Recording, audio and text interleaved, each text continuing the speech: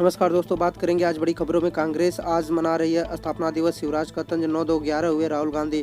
वहीं बात करेंगे दूसरी बड़ी खबर में, यूपी में नए साल का जश्न मनाने के लिए पुलिस प्रशासन से लेनी होगी अनुमति।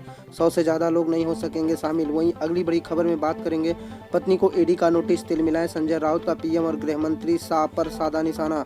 वहीं अगली बड़ी खबर में बात करेंगे, किसान आंदोलन से सरकार ने लिया एक और दिन का वक्त। ठोस प्रस्ताव के साथ अब 30 दिसंबर को होगी वार्ता। तो शुरू करते हैं पहली खबर। कांग्रेस आज मना रही है स्थापना दिवस। शिवराज का तंज 9-2-11 हुए राहुल गांधी। दोस्तों, हम आपको पूरी खबर बताते हैं। 28 दिसंबर को देश की सबसे पुरानी पार्टी कांग्रेस अपना 136वां स्थापना दिवस मना रही है। पार्टी के स्थापना दिवस से एक दिन पहले राहुल गांधी विदेश दौरे पर रवाना हो गए।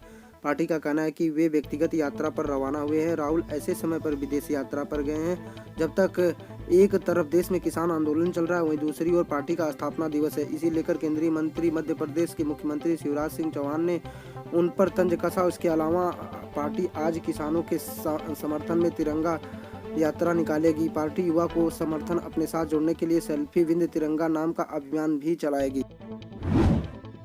दोस्तों, अगली बड़ी खबर निकल के आ रही है, यूपी से नए साल का जश्न मनाने के लिए पुलिस प्रशासन में लेनी होगी अनुमति। 100 से ज्यादा लोग नहीं हो सकेंगे शामिल।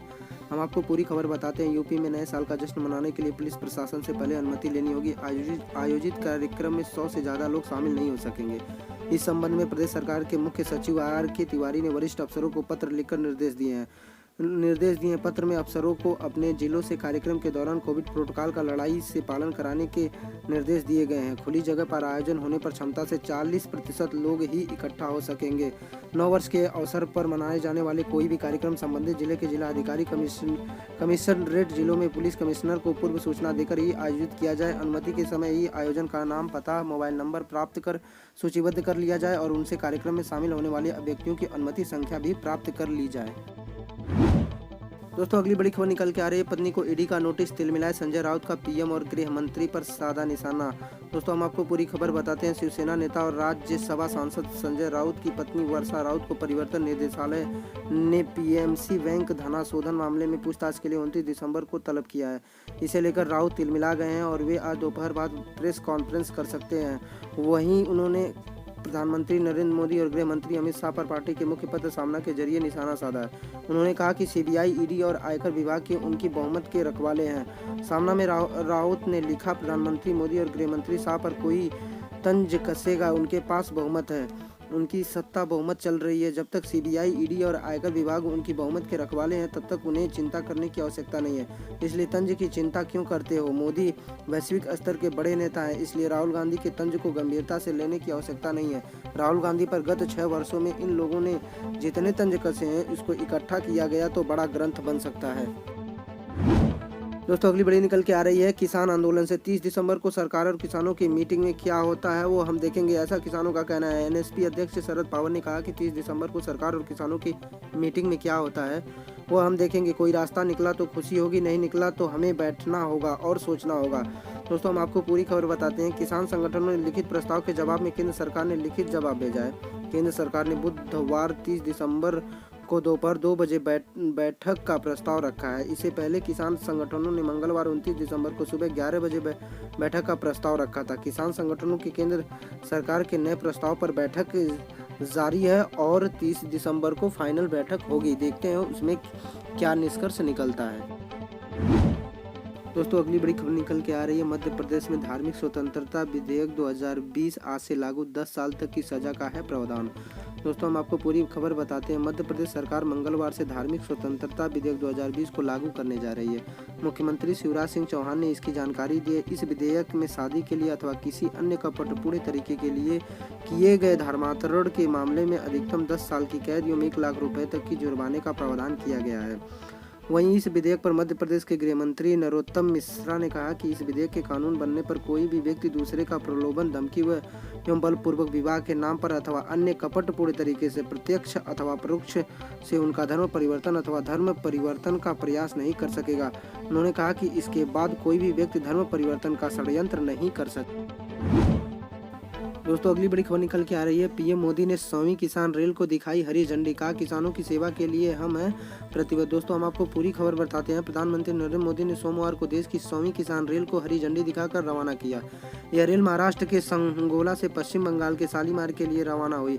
इस मौके पर प्रधानमंत्री ने कहा कि किसान रेल सेवा देश के किसानों की आमदनी बढ़ाने की दिशा में बहुत बड़ा कदम है। इससे खेती से जुड़ी अर्थव्यवस्था में बड़ा बदलाव आएगा। उन्होंने कहा कि इससे देश की कोल्ड सप्लाई चेन की ताकत बढ़ेगी। वहीं हम आपको आगे बताते हैं। प्रधानमंत्री ने कहा कि हमारे देश में भंडारण की क्षमताओं का अभाव हमेशा से किसान के लिए एक बड़ी चुनौती है। हमारी सरकार इन समस्याओं के लिए निदान के लिए करोड़ों का निवेश कर रही है। किसान रेल जैसी सुविधाएं भी दे रही है। उन्होंने कहा कि छोटे किसानों को कम खर्च में बड़े से बड़ा बाजार देने के लिए हमारी नीयत भी साफ है और हमने बजट में भी इसकी घोषणा कर दी है। बड़ी खबर निकल के आ रही है। अमर्त्य सेन के विचारों से केंद्र सरकार खफा, इसलिए निशाना बना रही है भाजपा ममता बनर्जी। पश्चिम बंगाल में गुरुदेव रविंद्रनाथ टैगोर का कर्मस्थल शांति निकेतन स्थित विश्व भारती यूनिवर्सिटी और ममता सरकार के बीच तनातनी का केंद्र बन गया है। यूनिवर्सिटी ने शांति निकेतन की जमीन पर अवैध कब्जा करने वालों की जो सूची जारी की है उसमें नोबेल पुरस्कार विजेता अर्थशास्त्री अमर्त्य सेन का नाम भी शामिल है। वहीं इस पर पश्चिम बंगाल की मुख्यमंत्री ममता बनर्जी ने सोमवार को कहा कि नोबेल पुरस्कार विजेता अमर्त्य सेन के विचार केंद्र सरकार के खिलाफ है, इसलिए भाजपा उन्हें निशाना बना रही है।